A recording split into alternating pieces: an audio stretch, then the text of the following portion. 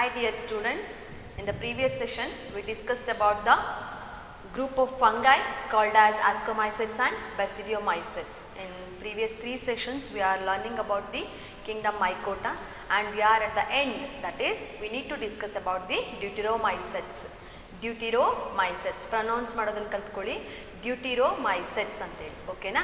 So here in our general classification what we have done in the earlier sessions, we had mentioned the last one, that is called deuteromycetes.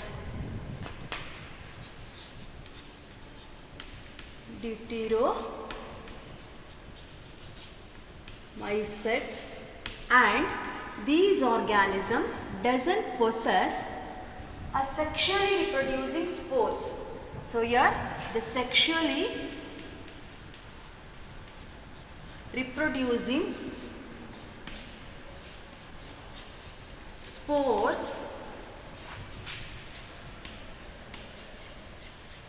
are absent. That's why they exhibit.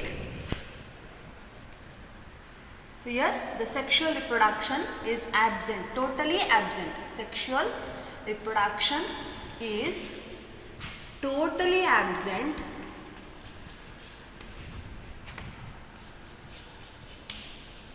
That's why they exhibit only asexual reproduction. Asexual reproduction by bearing ಅಂದ್ರೆ ಅದರಲ್ಲಿ ಬರೀ ಕೊನಿಡಿಯಾ ಅಂತ ಇರುತ್ತೆ. Asexually reproducing structures are called as conidia. Due to the presence of these structures only, it forms a asexual reproduction. That's why these group of fungi are called as fungi imperfectia. Imperfectia ಅಂತನಾದರೂ ಹೇಳ್ತೇವೆ, imperfectia ಅಂತನಾದರೂ ಹೇಳ್ತೇವೆ. And you know that these are multicellular, eukaryotic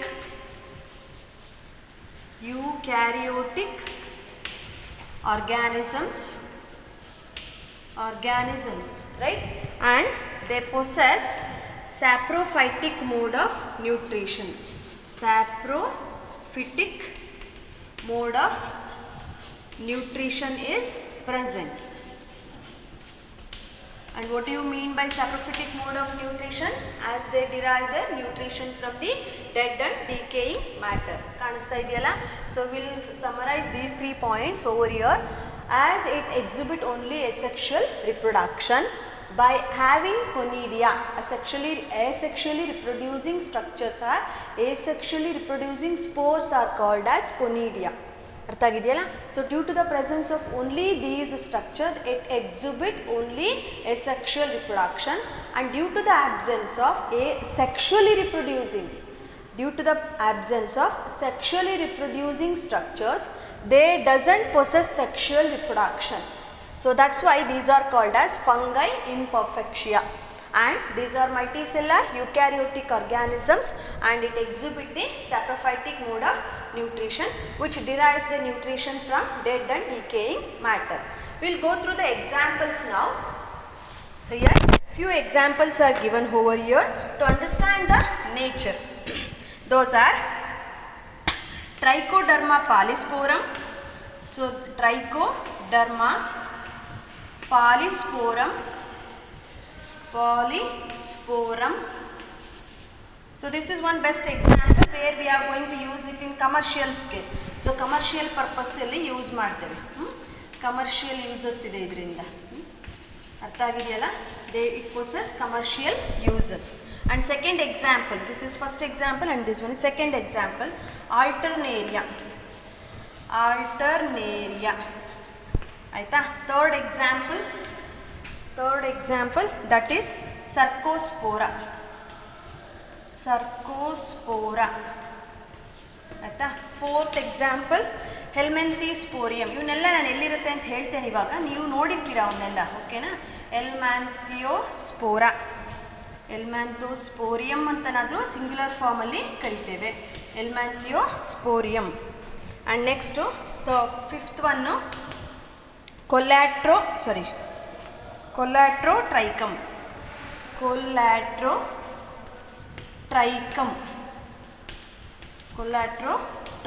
ಅಂತೇಳಿ ಒಂದು example. ಓಕೆನಾ? So will find these type of organisms in many different individuals. So see here, these are going to grow on other organisms sometimes, and they also found in dead and decaying matter. As we have mentioned that they exhibit saprophytic mode of nutrition, even though they also have the capacity to form a parasitic mode of nutrition also, or they also become parasite on other organism. You know that? What do you mean by parasite ಅಂತೇಳಿ ಗೊತ್ತಿರುತ್ತೆ ನಿಮಗೆ. Okay, so even they also found parasitic with other higher organisms also, and as it possesses parasitic mode of nutrition or the nature, they causes some diseases. Majority of the deuteromycete causes diseases to many of the individuals like plants ಗೂ disease ಕಾಸ್ ಮಾಡುತ್ತೆ, and animals ಗೆ disease ಕಾಸ್ ಮಾಡುತ್ತೆ, and also man, including man, many diseases have been brought by or caused by parasitic deuteromycetes. ನೆನ್ಪಿಟ್ಕೊಳ್ಳಿ. So here, due to the presence of parasitic nature, they causes diseases, or they possess a disease causing property, and it causes a diseases to plants, animals and man also, right? So here you can find the parasitic organisms also here in these 5 examples. ನಾನು ಕೊಟ್ಟಿರೋ 5 example ಅಲ್ಲಿ ಕೆಲವೊಂದು ಈ commercial importance ಇದೆ, ಅದಕ್ಕೆ example trichoderma ಪಾಲಿಸ್ಪೋರಿಯಂ ಅಂತೇಳಿ. ಓಕೆನಾ? Next Alternaria ಅಂತ ಒಂದು ಎಕ್ಸಾಂಪಲ್ ಇದೆ, ಅದು ಸ್ಯಾಪ್ರೋಫೈಟಿಕ್ ಫಂಗಸ್ ಅಷ್ಟೇ. ಡ್ಯೂಟ್ರೋಮೈಸೆಟ್ಸ್ಗೆ ಬೆಸ್ಟ್ ಎಕ್ಸಾಂಪಲ್ ಆಲ್ಟರ್ನೇರಿಯಾ ಅಂತ ಕೊಡ್ತೀವಿ. And next Cercospora, this is also one of the disease causing organism, fungal group. ಓಕೆನಾ? ಹೆಲ್ಮ್ಯಾಂಥೋಸ್ಪೋರಿಯಂ ಅಂತೇಳಿ ಒಂದು ಎಕ್ಸಾಂಪಲ್ ಇದೆ. I will write diagram and you need to identify it properly because you are living in that region. See, take one example. The leaves are like this. ಕಾಣಿಸ್ತಿದೆಯಾ ನಾನು ಬರೀತಿರೋದು? The leaves are like this, and it is a monocotyledon.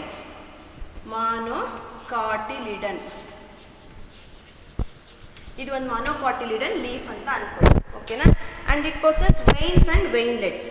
ಇದೊಂದು vein ಆಗುತ್ತೆ, small structures, those are called as a veins and veinlets. ಆಯಿತಾ? ಇದಿಷ್ಟು veinlets ಅಂತ ಹೇಳೋಣ. And on this top just it forms a patch like structure. So it forms a reddish color, sometimes reddish brown and sometimes reddish color. Patches are going to be observed. ಈ ಥರ ಪ್ಯಾಚಸ್ನ ನೋಡ್ತೀರಾ. Okay, so these patches which are present on a monocotyledon leaf is a fungal patches.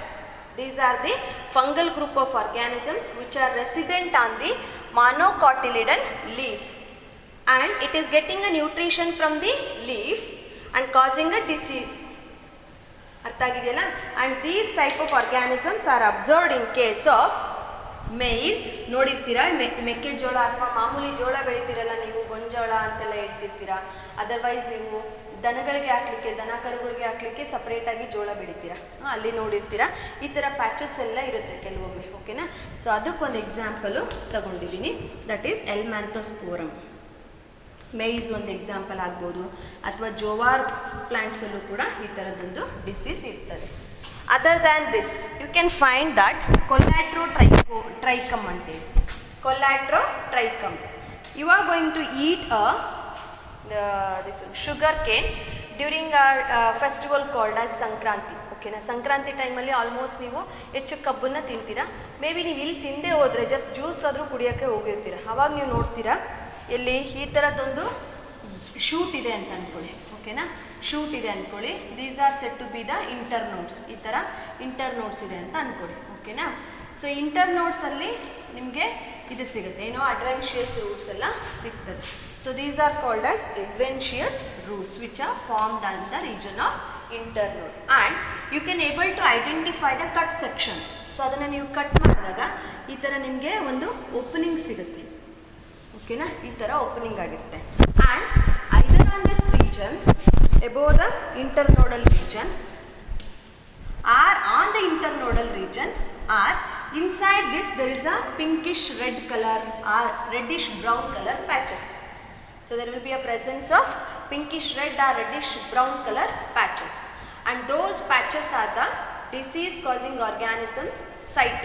ಅಲ್ಲಿ location ಅದು ಯಾವುದ್ರದ್ದು disease causing organism ಒಂದು fungus ಅದರ ರೆಸಿಡೆನ್ಸ್ನ ಹುಡುಕೊಂಡಿರುತ್ತೆ. ಓಕೆನಾ, and this residence will provides a place for the organisms which are parasitic fungus called as Colletotrichum. Colletotrichum ಎಲ್ಲಿದೆ? ಇದು ಶುಗರ್ ಕೇನಲ್ಲಿ ಇರ್ತದೆ. ಓಕೆನಾ, so this is one example.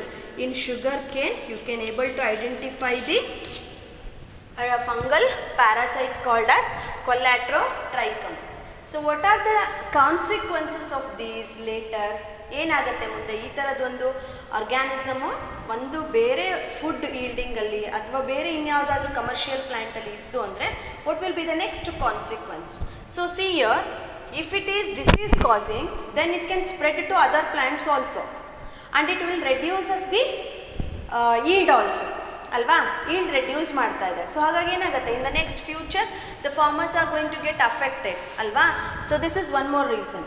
And another few reasons are when it comes to Helminthosporium, year mice ನಾವು yield ಬಗ್ಗೆ ಅಷ್ಟೇ ಮಾತಾಡಬಾರ್ದು. And other one more thing is, if the plant leaf is get affected, the photosynthesis is also getting affected. Right, that photosynthesis is the main process or a metabolic activity which provides a nutrition to the growing plants. So that's why directly or indirectly it is affecting the plants and also the farmers. So that's why these all become a parasitic and disease causing organisms. So we discussed about the few examples over here. ಅರ್ಥ ಆಗಿದೆಯಲ್ಲ? So this is one best example. Another one. So we discussed about the examples and how many genera and species are there in Deuteromycetes. So ನಾನು ಯಾಕೆ ಜನರ ಎಷ್ಟಿದೆ species ಎಷ್ಟಿದೆ ಅಂತ ಹೇಳ್ತಾ ಇದ್ದೀನಿ ಅಂದರೆ, ಸಿ ಇ ಟಿನಲ್ಲಿ how many number of species are present in deuteromycetes, how many number of species are present in ascomycetes, ಈ ಥರ ಎಲ್ಲ ಕ್ವಶನ್ಸ್ ಬರುತ್ತೆ.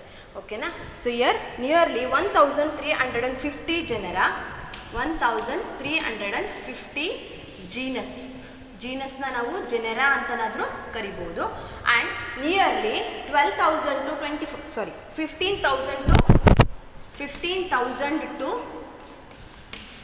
24,000 species were there out of these genera. So ಇಲ್ಲಿ 1350 genera were there. In that nearly 15,000 to 24,000 species were also there in single 1350 genera. ಇದರಲ್ಲೇ ಬರ್ತವೆ ಇವೆಲ್ಲ, ನಿಮಗೆ ಗೊತ್ತು. After genus there will be species. Same type of species will comes under one genera ಅಲ್ವಾ? So ಹಾಗಾಗಿ 15,000 to 24,000 species were there in deuteromycetes and few are having the saprophytic mode of nutrition and few are exhibiting the disease causing property. ಅರ್ಥ ಆಗಿದೆಯಲ್ಲ ಇದಿಷ್ಟು? So here only asexual reproduction is present, that is formed by conidia. Only conidia will bring some process of reproduction. Due to the absence of sexual reproduction, they are said to be fungi imperfectia. ಅರ್ಥ ಆಗಿದೆಯಲ್ಲ ಇದಿಷ್ಟು? ಇನ್ನೊಂದು point ನಿಮಗೆ ಇಲ್ಲಿ add ಮಾಡ್ತೇನೆ. As these possess a septate condition ಅಲ್ವಾ? Take for example, this is a mycelium. And this considered as a branched mycelium.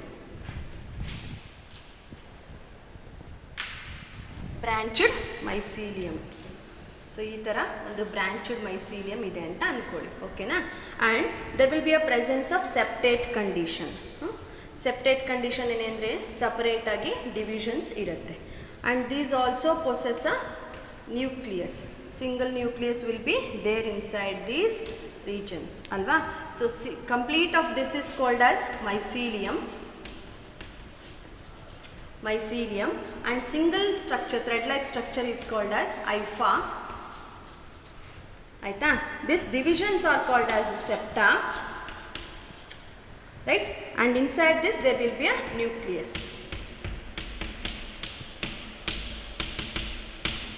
right. These are said to be the nucleus. Sometimes it may also possess a multinucleate condition called as choanocytic cells, alva. So here we'll make a elaboration of single or two septas. ಎರಡು ಸೆಪ್ಟಾನ ನಾವು ಸ್ವಲ್ಪ ಎಂಲಾರ್ಜ್ ಮಾಡೋಣ, ಓಕೆನಾ. So ಇಲ್ಲಿ ಏನು ತಗೊಳ್ಳೋಣ, ನಾವು ಎರಡು ಸೆಪ್ಟಾನ ತಗೊಳ್ಳೋಣ. So this is considered as the first septa and the second septa. Take for example, this is as first one and this one as a second one. Understood? And this septa, it refers to the presence of cytoplasm inside, and this also cytoplasm inside, and outer to near the cell membrane. So ನೀವು ಒಂದು cell ಅಂತ consider ಮಾಡಿದಾಗ ಏನೇನೆಲ್ಲ ಪಾರ್ಟ್ಸ್ನ mention ಮಾಡ್ತೀರಪ್ಪ? Outside cell wall, next plasma membrane, ಕಾಣಿಸ್ತಿದೆಯಾ ಇದು? So this is considered as a cell wall.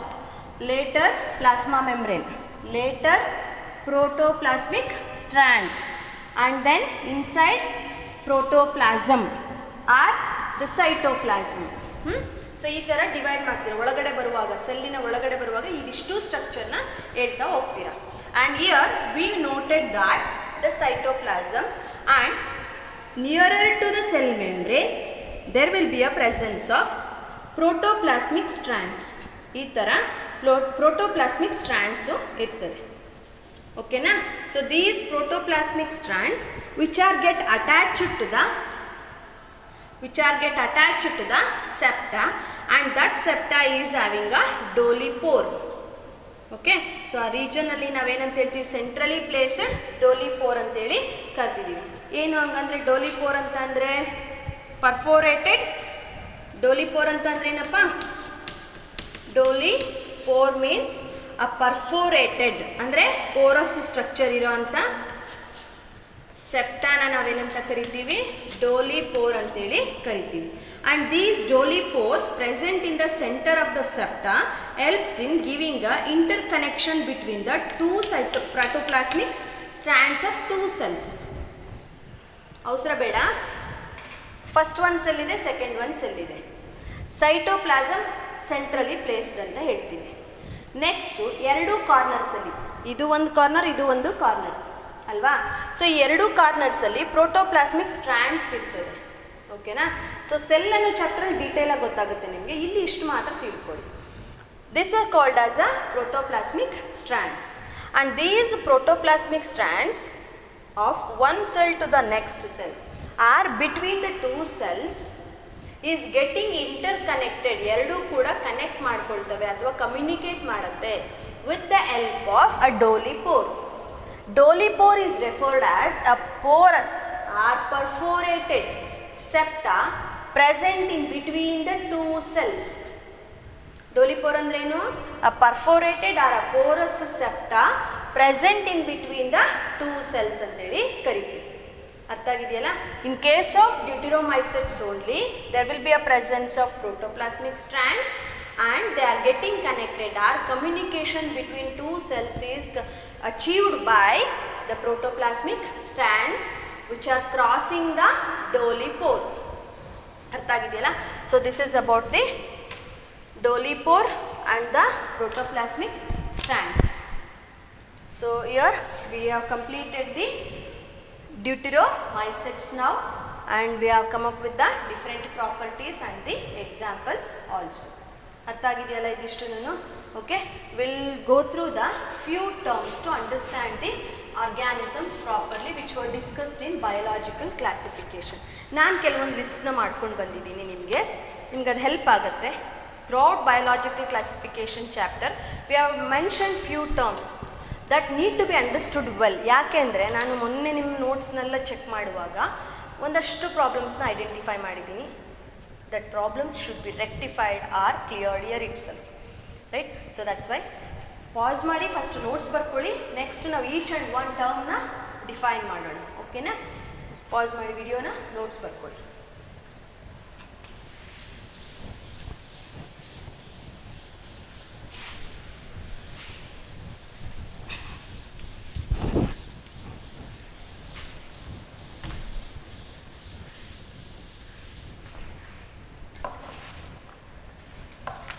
So dear students, one more thing, I will show you one club fungus. Club fungus ಅಂತೇಳಿ ಒಂದು group of ಆರ್ಗ್ಯಾನಿಸಮ್ಸ್ನ ಹೇಳಿದ್ದೆ ಅಲ್ವಾ ನಾನು ನಿಮಗೆ. ಅದು ಹೇಗಿರುತ್ತೆ ಅಂತಂದರೆ ಒಂದು ಕಪ್ ಥರ, ಈ ಥರ ಕಪ್ ಥರ ಇರ್ತದೆ, ಓಕೆನಾ. ಆಮೇಲೆ ಕಪ್ ಲೈಕ್ ಅಷ್ಟೇ ಇರೋದಿಲ್ಲ, ಇದ್ರ ಜೊತೆ ಇನ್ನೊಂದು ಈ ಸೈಡ್ ಹೀಗೆ ಹೀಗೆ ಹೀಗೆ ಈ ಥರ ಎಲ್ಲ ಕಡೆಯಿಂದ ಕವರ್ ಆಗಿರುತ್ತೆ, ಕಪ್ ಲೈಕ್ ಇರುತ್ತೆ. ನಾನೊಂದು ವಿಡಿಯೋ ಮಾಡಿ ನಿಮ್ಗೆ ಹಾಕ್ತೇನೆ ಗ್ರೂಪಲ್ಲಿ, ಸದ್ಯಕ್ಕೆ ಇದನ್ನು ಹೀಗೆ ನೋಡಿರಿ ನೀವು, okay. So this is called as a cup like structure or receptacle club like fungus. ನೋಡಿ ಇಲ್ಲೊಂದು ಕ್ಲಬ್ ಇದೆ, ಓಕೆನಾ. ನೆಕ್ಸ್ಟು ಈ ಕಡೆಯಿಂದ ಬಂದರೆ ಇಲ್ಲೂ ಒಂದಿದೆ, ಈ ಕಡೆಯಿಂದ ಬಂದರೆ ಇಲ್ಲೂ ಒಂದಿದೆ, ಆಯಿತಾ. ಈ ಕಡೆಯಿಂದ ಬಂದರೆ ಇಲ್ಲೂ ಒಂದಿದೆ, ಈ ಥರ ನೀವು ಅಬ್ಸರ್ವ್ ಮಾಡ್ತೀರಾ. ಆಮೇಲೆ ಮೋರೋವರ್ ನೀವು ಇದನ್ನು ನೋಡಿದ್ರೆ ನೀವು ಬೇರೆ ಕಡೆ ಎಲ್ಲಾದರೂ ಐಡೆಂಟಿಫೈ ಮಾಡಲಿಕ್ಕೆ ಸ್ಟಾರ್ಟ್ ಮಾಡ್ತೀರಾ ಫಂಗಸ್ನ. And one more, I took Funaria yesterday. I went somewhere else and I was able to identify Funaria over there and I took that to college. By miss I lost it. The next time I will show you, okay. Now we will move on directly to the terms to understand the organisms, okay na. Deuteromycetes agide. Next important terms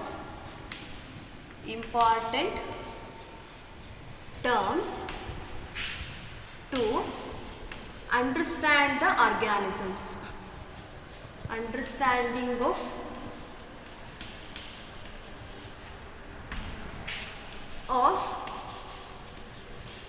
organisms coming in 5 different kingdoms. ಇಲ್ಲಿವರೆಗೆ ನಾವು 3 ಕಿಂಗ್ಡಮ್ಸ್ನ ನೋಡಿದ್ದೀವಿ, ಹಾಗಾಗಿ ನಾನು 3 ಕಿಂಗ್ಡಮ್ಸ್ನೇ explain ಮಾಡ್ತೀನಿ, okay.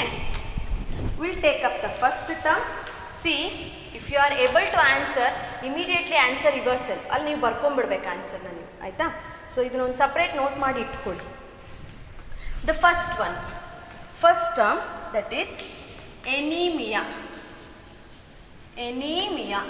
It refers to the organism possess red blood cells. The organism possess red blood are called as anemic organisms. And another one term called as anemia. That means without red color or colorless anta helana, colorless anta kariyana, or white ಅಂತಲೂ ಕೂಡ ಹೇಳ್ಬೋದು, ಓಕೆನಾ. The organism which possess a white coloured blood other than red ಅಂತ ಹೇಳಿ, directly other than red ಅಂತ ಹೇಳಿ ಹೇಳ್ಬೋದು. Other than red ಅಂತನಾದರೂ ಹೇಳ್ಬೋದು. Sometimes it may be colourless, or sometimes it may be white, or may be other than red colour, ಯಾವುದಾದ್ರೂ ಆಗಿರ್ಬೋದು, ಓಕೆನಾ. ಥರ್ಡ್ ಒನ್ ನೋಡಿ, example term progenate. Here it was discussed in archibacterians ಅಲ್ಲಿ observe ಮಾಡಿದ್ದೀವಿ ಇದನ್ನು. archibacterians ಅಲ್ಲಿ ನೋಡಿದ್ದು ಈ ಟರ್ಮ್ನ.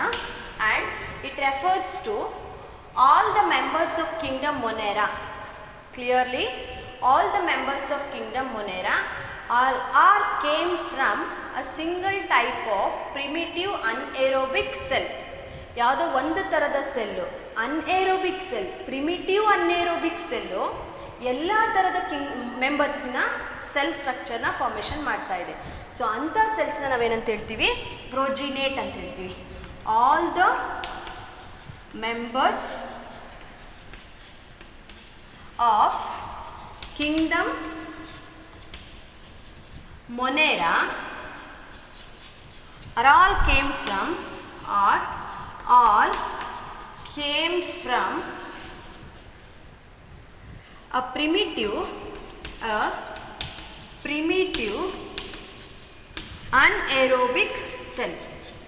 Anaerobic cell is called as progenate. ಅರ್ಥ ಆಗಿದೆಯಲ್ಲ. ನೆಕ್ಸ್ಟ್ ಟರ್ಮ್ ನೋಡೋಣ, heterocyst. What do you mean by heterocyst? This is a type of larger dense cytoplasm containing nitrogen fixing, N2 fixing cell present in eubacterians.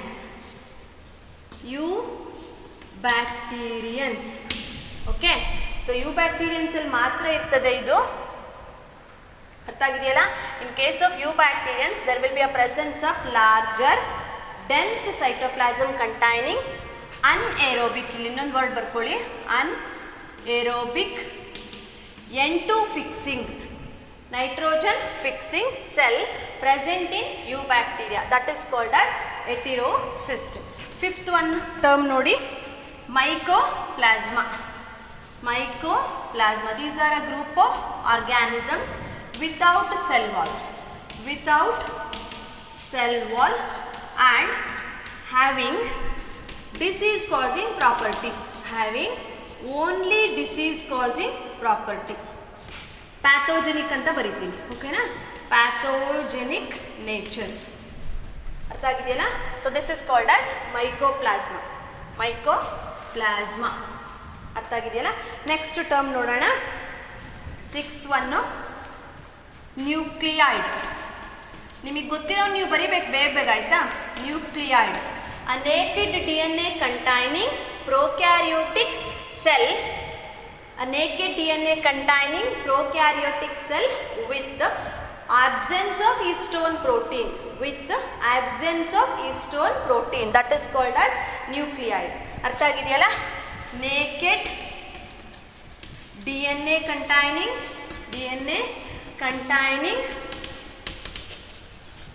ಕಾಣಿಸ್ತಿದೆಯಾ ಅಲ್ಲಿಗೆ, okay. naked DNA containing prokaryotic cell with the absence of histone protein. histone ಅನ್ನೋವು proteins ಅವೆಲ್ಲ, ಓಕೆನಾ. histone protein, that is called as nucleoid ಅಂತ ಹೇಳ್ತೀವಿ. ಅರ್ಥ ಆಗಿದೆಯಲ್ಲ. in case of nucleus, a long thread like DNA is going to be held by a positively charged proteins called as histone, and negatively charged DNA is going to make a circle of that. ನೀವೊಂದು ಚೆಂಡನ್ನ ತಗೊಂಡು ಅದ್ರ ಸುತ್ತ ದಾರನ ಸುತ್ತುತ್ತೀರಲ್ಲ, ಆ ಥರ DNA nucleus ಒಳಗಡೆ histone ಪ್ರೋಟೀನ್ನ ಜೊತೆಗೆ ಹಿಂಗೆ ಸುತ್ತಕೊಳ್ತಾ ಹೋಗುತ್ತೆ. ಅದನ್ನು ಪ್ಯಾಕೇಜಿಂಗ್ ಆಫ್ DNA ಅಂತ ಹೇಳ್ತೀವಿ. ನೆಕ್ಸ್ಟ್ ಇಯರ್ ಓದ್ತೀರಾ ಅದನ್ನು, ರೈಟ್. ಆ ಥರದ್ದು ಕಂಡೀಷನು ಪ್ರೊಕ್ಯಾರಿಯೋಟಿಕ್ ಆರ್ಗ್ಯಾನಿಸಮ್ಸಲ್ಲಿ ಆಬ್ಸೆಂಟ್ ಅಂತ ಹೇಳ್ತೀವಿ. So that is called as nucleoid ಅಂತ ಹೇಳ್ತೀವಿ. ಅರ್ಥ ಆಗಿದೆಯಲ್ಲ ಇದಿಷ್ಟು. Will go to the next immediately. I will rub this. You can make the pause of this video, right.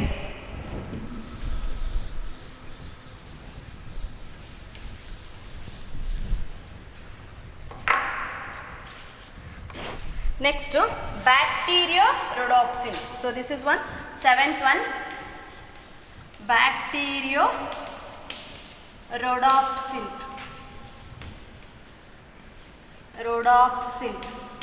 So this is one of the protein. This is one protein present in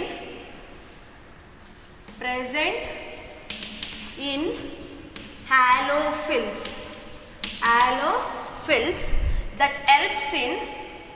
that helps in bringing of many metabolic activities. Metabolic activities ಆಗೋದು ಯಾವ protein ಇಂದ ಅಂತ ಕೇಳಿದ್ರೆ that is bacteriorhodopsin. But it doesn't perform photosynthesis.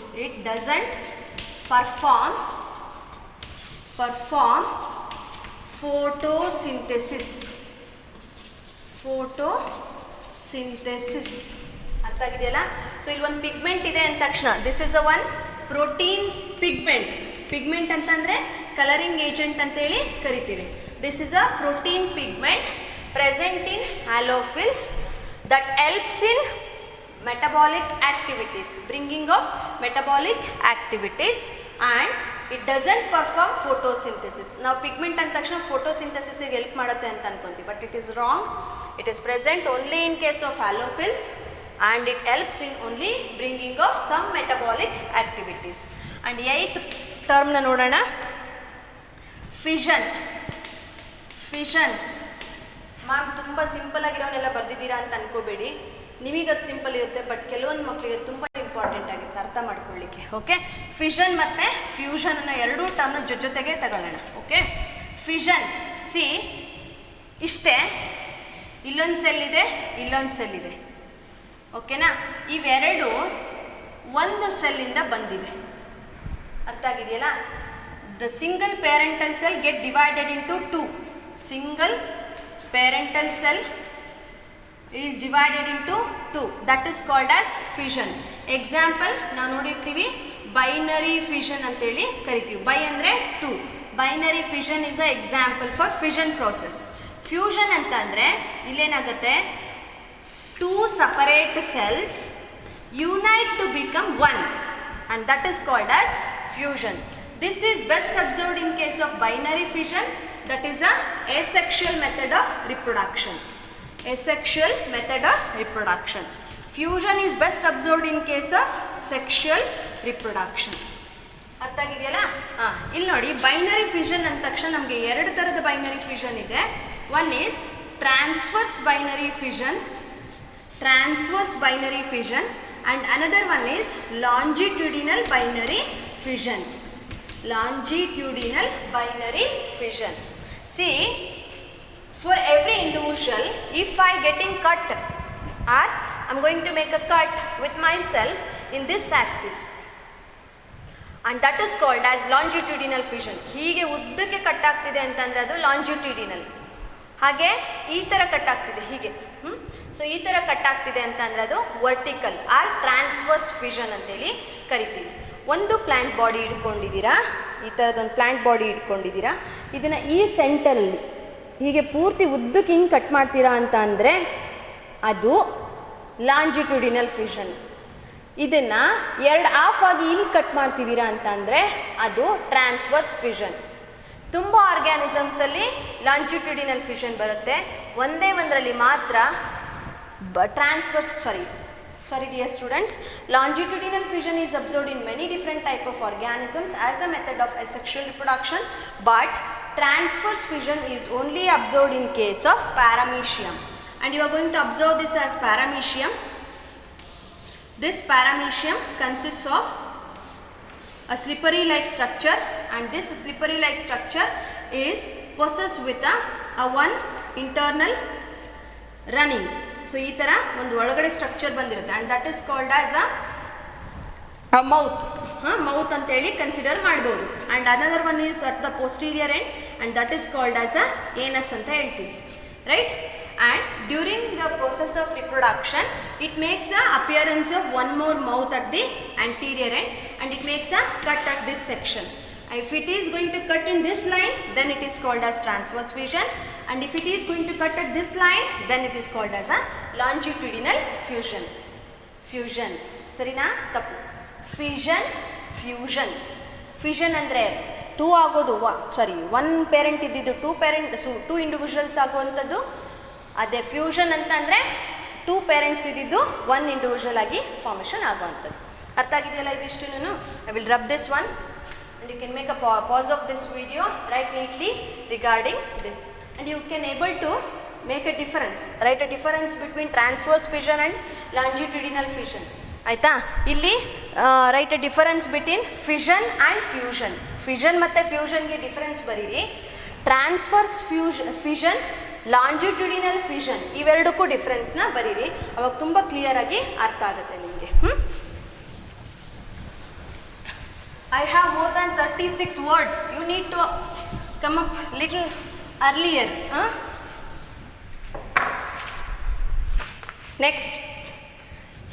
Next word called as pleomorphic. 10th one, pleomorphic ಅಂತಂದ್ರೆ ಏನಪ್ಪ? Many forms ಆಗಿ exhibit ಆಗುವಂಥದ್ದು.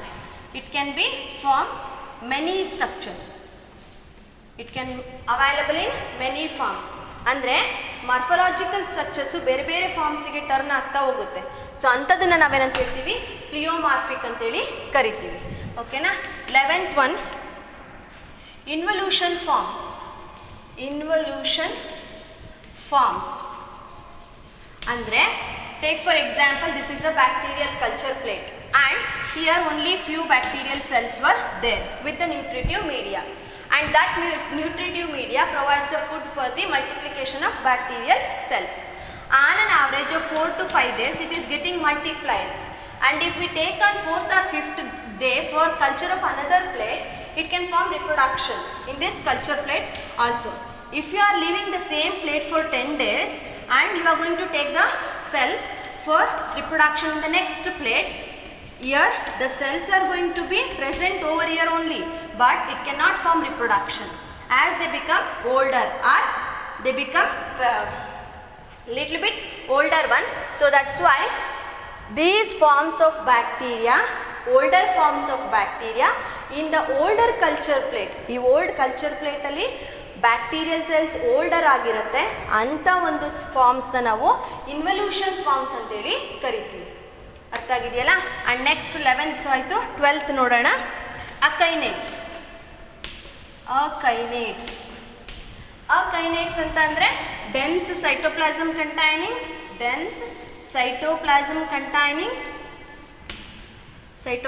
Containing larger cell, smaller cell ಇದ್ದಿದ್ದು large ಆಗುತ್ತೆ. The cell size will become larger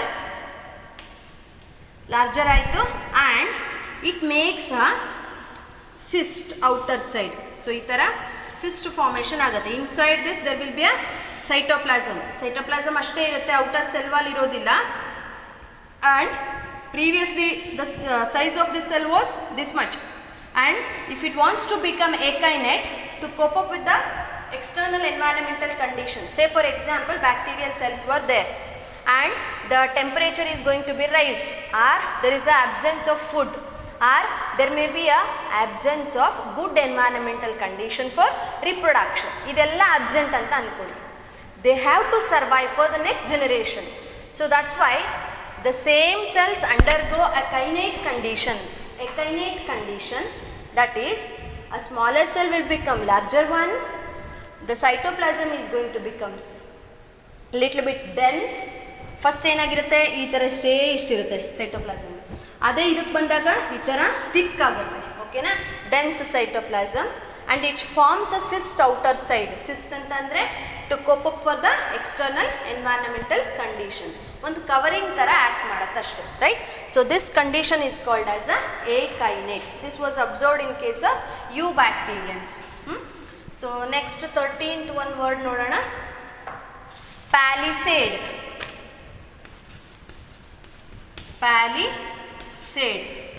so ಇಲ್ಲಿ ನೀವು ಬರ್ದಿದ್ದೀರಾ already palisade ಅನ್ನೋದಕ್ಕೆ. If you are written like this, shape of the cell in eubacterians, if you are writing like this with a nucleus, actually it is wrong, right? The blunt ends will be there. I will write in another chap piece. There will be a blunt ends and each is having a definite shape. ಈ ಥರ ಇತ್ತು ಅಂತಂದರೆ ಅದನ್ನು ಮಾತ್ರ ನಾವು ಪ್ಯಾಲಿಸೇಡ್ ಅಂತೇಳಿ ಕರಿತೀವಿ. ಇದು ಈ ಥರ ಇತ್ತು ಅಂದರೆ, ಕಾರ್ನರ್ಸ್ ತುಂಬ ಪಾಯಿಂಟೆಡ್ ಆಗಿತ್ತು ಅಂದರೆ ಅದನ್ನು ನಾವು ಯಾವತ್ತೂ ಪ್ಯಾಲಿಸೇಡ್ ಅಂತ ಹೇಳಲ್ಲ. Blunt end containing exact appearance cell is called as a palisade. ಅರ್ಥ ಆಗಿದೆಯಲ್ಲ ಇದಿಷ್ಟು? ನೆಕ್ಸ್ಟ್ ಇದು ಯಾಕೆ ಹೇಳ್ತಿದ್ದೀನಿ ಅಂದರೆ ನಿಮಗೆ ಸೆಕೆಂಡ್ ಇಯರ್ಗೆ ಬೇಕು, ಮತ್ತು morphology of a plant organisms ನೋಡುವಾಗ ಬೇಕು ನಿಮಗೆ, ಓಕೆ.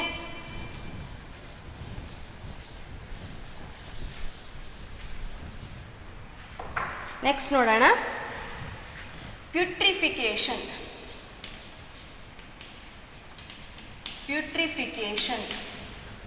ಪ್ಯೂಟ್ರಿಫಿಕೇಷನ್ ಅಂತ ಅಂದರೆ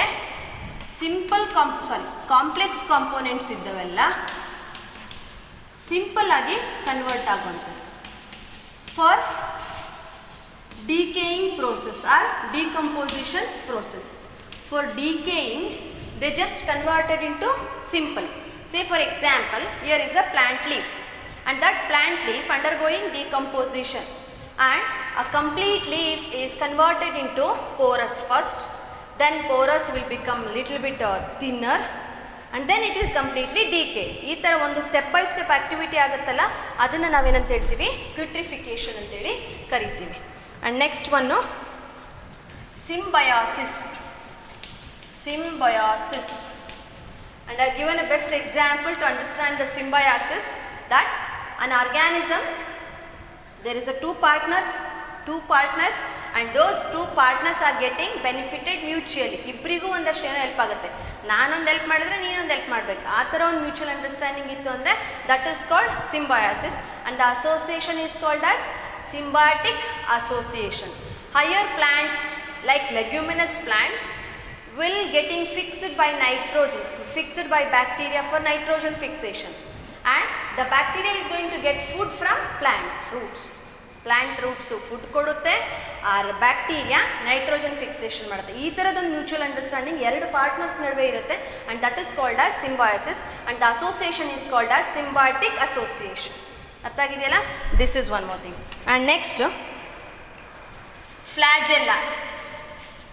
Based on the number of flagella we have classified the organisms alva. So adರಲ್ಲಿ take this as a bacterial cell and we written that a thread like, wavy, whip like, helical ಈ ಥರದ್ದೆಲ್ಲ ಹೇಳಿದೀವಿ ಅಂದರೆ if you written like this the flagella, exactly it is wrong, right? If you written the flagella like this then it will be correct. Wavy ಅಂತಂದ್ರೆ ಹೀಗಿರುತ್ತಲ್ಲೇನಪ್ಪ.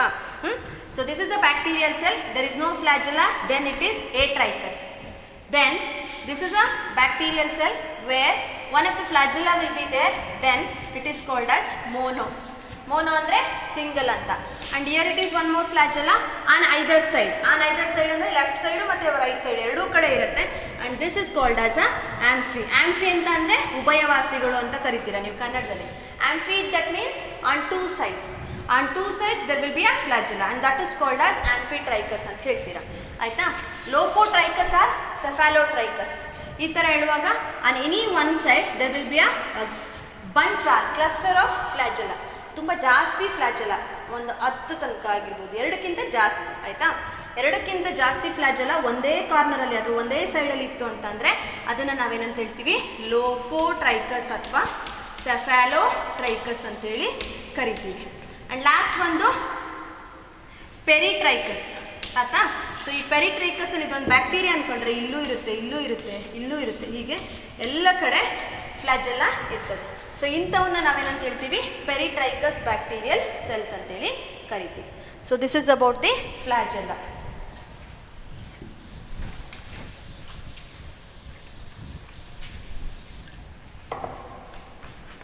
Next mesosomes. Mesosomes ಅಂತ ಅಂದರೆ consider this as a bacterial cell or any cell and inside that there will be a plasma membrane. So ಇದನ್ನು ನಾವು plasma membrane ಅಂತ consider ಮಾಡಿದ್ರೆ there will be infolding towards the cytoplasm. There will be a infolding towards cytoplasm. This structure, a infolded structure is called as a mesosome. ಇದನ್ನ ನಾವು ಮೆಸೋಸೋಮ್ ಅಂತೇಳಿ ಕರಿತೇವೆ. ಅರ್ಥ ಆಗಿದೆಯಲ್ಲ ಇದಿಷ್ಟು? a infolding structure towards the cytoplasm of a plasma membrane. Plasma ಮೆಂಬ್ರೇನಿನ infolding structure towards cytoplasm ಇರುತ್ತೆ, ಅಂಥದ್ದನ್ನು ನಾವು ಮೆಸೋಸೋಮ್ಸ್ ಅಂತೇಳಿ ಕರಿತೀವಿ. ಅರ್ಥ ಆಗಿದೆಯಲ್ಲ? So this is one more thing. Will move to the next term, that is conjugation. Conjugation ಇದನ್ನು first ಟರ್ಮ್ನ ಕಾಯಿನ್ ಮಾಡ್ದಂಥ ಅಬ್ಸರ್ವ್ ಮಾಡಿದಂಥವ್ರು ಟ್ಯಾಟಮ್ ಅನ್ನೋ ಒಬ್ಬರು ಸೈಂಟಿಸ್ಟು, ಅದ್ರ ಜೊತೆಗೆ ಲೆಡರ್ಬರ್ಗ್ ಅನ್ನೋರು ಒಬ್ಬರು scientist. Lederberg and Tatum are the two scientists who first found out the conjugation process in E. coli. E. coli ಅಂದರೆ Escherichia coli. Escherichia coli scientific name. ಆಯಿತಾ? ಸೊ ಇಂಥ ಈ ಆರ್ಗ್ಯಾನಿಸಮಲ್ಲಿ ಫಸ್ಟ್ ಕಾಂಜುಗೇಷನ್ ಅನ್ನೋ ಪ್ರೋಸೆಸ್ನ ಫೈಂಡ್ ಔಟ್ ಮಾಡಿದ್ರು. When it comes to lower organism we can not able to identify this is male gamete and this is female gamete. And we know that one separate strain is considered as positive strain and other is considered as a negative strain.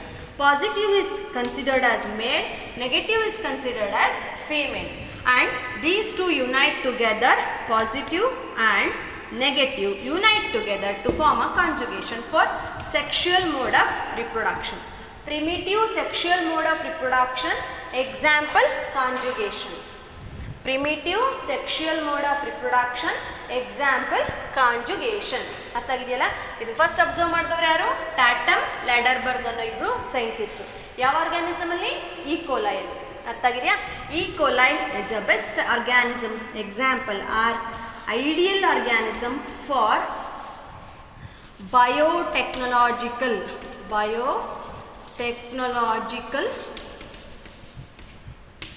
studies, and also it is used in the large scale production of antibiotics in biosensors or bioreactors.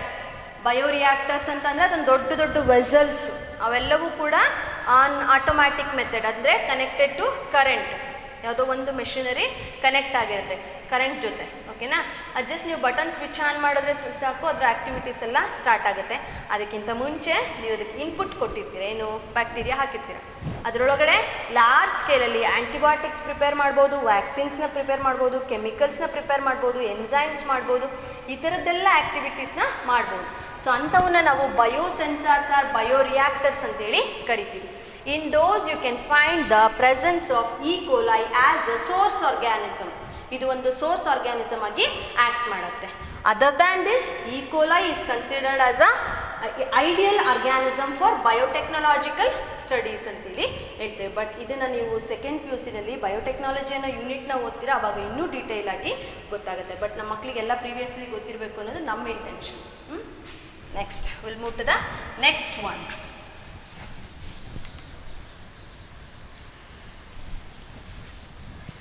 Ma'am ನೀವು ಜಾಸ್ತಿ ಹೇಳ್ತೀರಾ ಅಂತ ನಿಮ್ಮ ಮನಸ್ಸಿಗೆ ಅನಿಸಿದರೆ ನಾನೊಂದು example ಹೇಳ್ತೀನಿ.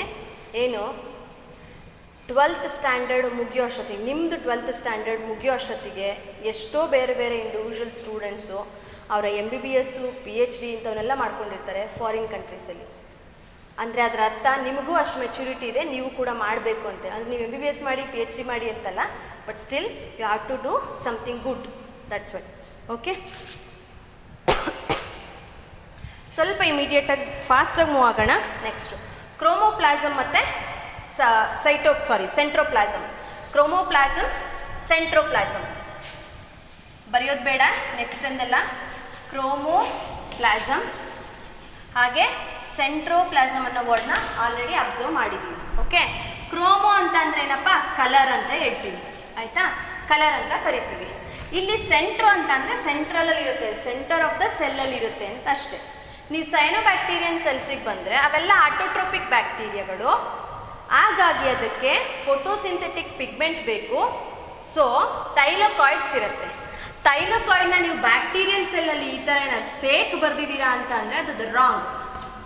Here there will be a single thylakoid in case of cyanobacterial cells. ನೆನ್ಪಿಟ್ಕೊಳ್ಳಿ, single ಇರುತ್ತೆ. ಓಕೆ, ಆಯಿತಾ? So this is one thing.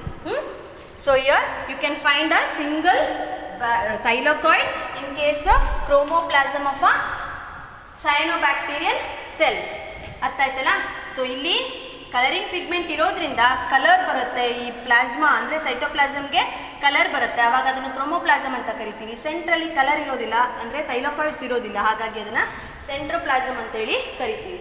So ಅದು ಯಾವ ಕಲರ್ ಇರುತ್ತೆ ಹಾಗಾದರೆ ನಿಮ್ಮ ಸೈಟೋಪ್ಲಾಸಮು? ಒಪೇಕ್, ಟ್ರಾನ್ಸ್ಪರೆಂಟ್, ಇವೆರಡು ವರ್ಡು ಸೇಮ್. ಒಪೇಕ್ ಅಂದರೆ ಪಸ್ ಕೇಳಿರ್ತೀರಲ್ಲ, ಆ ಕಲರ್ ಆದರೂ ಇರುತ್ತೆ. ಅಂದರೆ ನಮಗದೇನು ಕಲರ್ ಅಂತ ಅನಿಸೋದಿಲ್ಲ, ಅಂಥ ಕಲರ್ನ ನಾವು ಒಪೇಕ್ ಕಲರ, ಟ್ರಾನ್ಸ್ಪರೆಂಟ್ ಅಂತೇಳಿ ಹೇಳ್ತೇವೆ. ಓಕೆ, ಇದೊಂದಾಯಿತು. ನೆಕ್ಸ್ಟ್, ಪ್ರೀವಿಯಸ್ ಸೆಷನ್ಸಲ್ಲಿ ಒಂದು 2-3 ವರ್ಡ್ಸ್ನ ನೋಡಿದ್ದೀರಾ. Pellicle. Pellicle, this is a flexible component present in the outer layer of euglena. ಯೂಗ್ಲಿನಾದಲ್ಲಿ ಔಟರ್ ಮೋಸ್ಟ್ ಲೇಯರ್ ಆಗಿರುತ್ತೆ. And you know that euglena possess 2 characteristic feature. One is animal cell property, another is plant cell property. Plant ಸೆಲ್ಸಲ್ಲಿ cell wall ಇಲ್ಲ, but ಇಲ್ಲಿ plant ಸೆಲ್ಲಲ್ಲಿ cell wall ಇದೆ, ಇಲ್ಲಿ cell wall ಇಲ್ಲ. Plant ಸೆಲ್ಲಲ್ಲಿ plastids ಇದ್ದಾವೆ, ಪ್ಲಾಸ್ಟಿಡ್ಸ್ ಇದೆ, ವ್ಯಾಕ್ಯೂಲ್ ಇದೆ. ಇಲ್ಲೇನಾಗಿದೆ, ಯೂಗ್ಲಿನಾದಲ್ಲೂ ಕೂಡ ಪ್ಲಾಸ್ಟಿಡ್ಸ್ ಇದ್ದಾವೆ, ವ್ಯಾಕ್ಯೂಲ್ ಇದೆ. ಸೊ ಏನಾಯಿತು, ಅದು ಪ್ಲಾಂಟ್ ಸೆಲ್ಲಿನ ಪ್ರಾಪರ್ಟಿ. ಹಾಗೆಯೇ ಅದು ಎಟಿರೋಟ್ರೋಪಿಕ್ ಮೋಡ್ ಆಫ್ ನ್ಯೂಟ್ರಿಷನ್ನೂ ಕೂಡ ಎಕ್ಸಿಬಿಟ್ ಮಾಡುತ್ತೆ, ಅದು ಅನಿಮಲ್ ಸೆಲ್ಲಿನ ಪ್ರಾಪರ್ಟಿ. ಸೊ ಇಲ್ಲೇನಾಯಿತು, ಸೆಲ್ ವಾಲ್ ಇಲ್ಲ, ಆದರೂ ಪ್ರೊಟೆಕ್ಷನ್ ಬೇಕದಕ್ಕೆ, ಹಾಗಾಗಿ ಫೆಲಿಕಲ್ ಅನ್ನೋ ಒಂದು ಕೆಮಿಕಲ್ ಕಾಂಪೊನೆಂಟ್ನ ಪ್ರೊಡ್ಯೂಸ್ ಮಾಡ್ಕೊಳ್ಳುತ್ತೆ ಆ್ಯಂಡ್ ದಟ್ ಈಸ್ ಫ್ಲೆಕ್ಸಿಬಲ್. ನೀವು ಸೆಲ್ ವಾಲಿಗೆ ಬಂದಾಗ ಏನಂತ ಹೇಳ್ತೀರಾ, ದಟ್ ಈಸ್ ರಿಜಿಡ್ ಅಂತ ಕರಿತೀರಾ. But in case of pellicle that is flexible. ಅರ್ಥ ಆಗಿದೆಯಲ್ಲ? So this is one. And next mycelium ಅಂತ ಗೊತ್ತು ನಿಮ್ಗೆ, ಆಲ್ರೆಡಿ ಈ ಸೆಷನಲ್ಲಿ ನೋಡಿದ್ದೀವಿ last 3 ಸೆಷನ್ಸಲ್ಲಿ.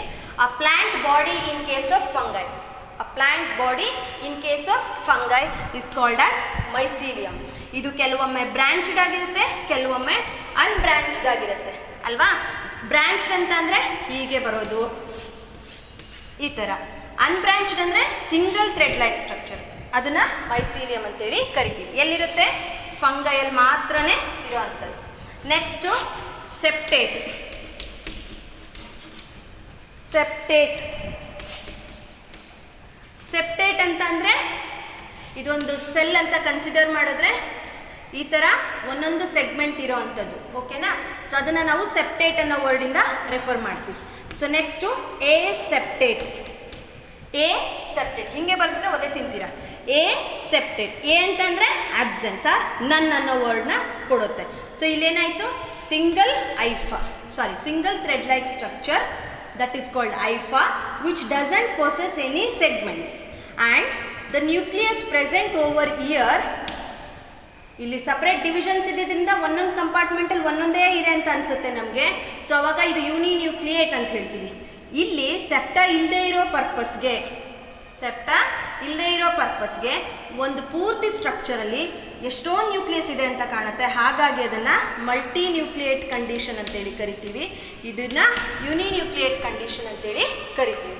So septate, a septate ಅಂತಾಯಿತು. ಇಲ್ಲಿ ಸಿಂಗಲ್ ನ್ಯೂಕ್ಲಿಯಸ್ ಇರೋದನ್ನು ನಾವು ಮಾನೋಕ್ಯಾರಿಯಾನ್ ಅಂತೇಳಿ ಕರಿತೇವೆ, ಮಾನೋಕ್ಯಾರಿಯೋಟಿಕ್ ಆಯಿತಾ. ಇದನ್ನು ಡೈ ಕ್ಯಾರಿಯೋಟಿಕ್. ಮಾನೋ ಅಂದರೆ ಸಿಂಗಲ್, ಡೈ ಅಂದರೆ 2. ಸೊ ಹಾಗಾಗಿ septate, monokaryotic, aseptate, multi and dikaryotic ಅಂತನಾದರೂ ಮೆನ್ಷನ್ ಮಾಡ್ತೀವಿ. ಅರ್ಥ ಆಗಿದೆಯಲ್ಲ? So this is about the different terms that can be helpful to understand the organisms. Dolipore already ಹೇಳಿದ್ದೀನಿ. ಆ್ಯಂಡ್ ನೆಕ್ಸ್ಟು ಝೈಗೋಟ್ ಅಂತ ಅಂದರೆ separate parental ಸೆಲ್ಲಿಂದ ಬಂದಿರೋ cells unite ಆದಾಗ ಒಂದು ಹೊಸ ಸ್ಟ್ರಕ್ಚರ್ ಫಾರ್ಮೇಷನ್ ಆಗುತ್ತೆ, ಅದನ್ನು 2n ಕಂಡೀಷನ್, ಡಿಪ್ಲಾಯ್ಡ್ ಕಂಡೀಷನಲ್ಲಿ ಹೇಳ್ತೀವಿ, ಅದನ್ನು ನಾವು ಝೈಗೋಟ್ ಅಂತೇಳಿ ಕರಿತೀವಿ. So dear students, what I mention over here regarding 36 different terms, you need to define those to understand properly the organisms which were discussed in this chapter. ಮೊನೇರಾದಲ್ಲಿ you bacteria, archaebacteria, cyanobacteria ಓದಿದ್ದೀರಾ. ಪ್ರೋಟಿಸ್ಟಾದಲ್ಲಿ photosynthetic protist ಓದಿದ್ದೀರಾ. ಹಾಗೆ ಪ್ರೋಟೋಝೋವನ್ಸ್ನ ನೋಡಿದ್ದೀರಾ, slime ಮೌಲ್ಡ್ಸ್ನ ನೋಡಿದ್ದೀರಾ. ಹಾಗೆ ಫಂಗೈಯಲ್ಲಿ ಫೈಕೋಮೈಸೆಟ್ಸ್, ಆಸ್ಕೋಮೈಸೆಟ್ಸ್, ಬೆಸಿಡಿಯೋಮೈಸೆಟ್ಸ್, ಡ್ಯೂಟ್ರೋಮೈಸೆಟ್ಸ್ ಇಷ್ಟೂ ನೋಡಿದ್ದೀರಾ. ಅವೆಲ್ಲವಕ್ಕೂ ಬೇಕಾಗಿರೋ ಕೆಲವೊಂದು ಟರ್ಮ್ಸ್ನ ನಾವಿಲ್ಲಿ ಡಿಸ್ಕಸ್ ಮಾಡಿದ್ದೀವಿ. ಇವನ್ನೆಲ್ಲ ನೀವು ಚೆನ್ನಾಗಿ ಅರ್ಥ ಮಾಡ್ಕೋಬೇಕು ಮತ್ತು ಡೆಫಿನೇಷನ್ಸ್ನ ಬರೆದಿಟ್ಕೋಬೇಕು. ಇವೆಲ್ಲ 1 ಮಾರ್ಕ್ ಕ್ವಶನ್ಸ್ ಆಗಿ ಇರ್ತವೆ. Okay, thank you dear students.